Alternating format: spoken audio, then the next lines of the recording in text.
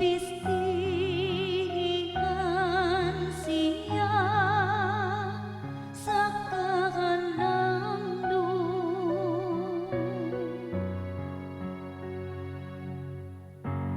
Ang Ginoo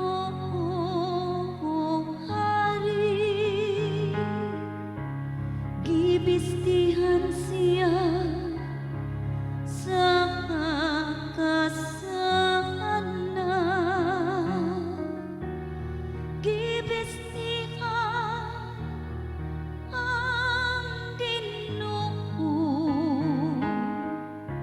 o gibaksan sa gahu.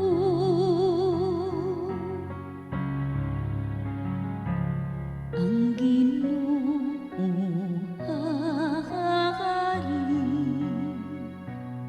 gibistihan siya sa kahalandong.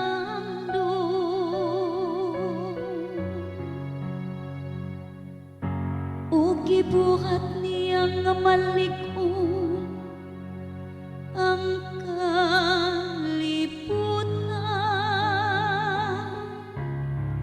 nga dili gayud matarong.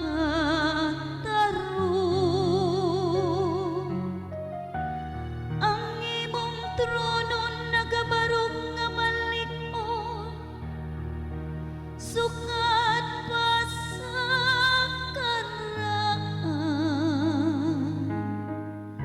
sukat sa kahangturan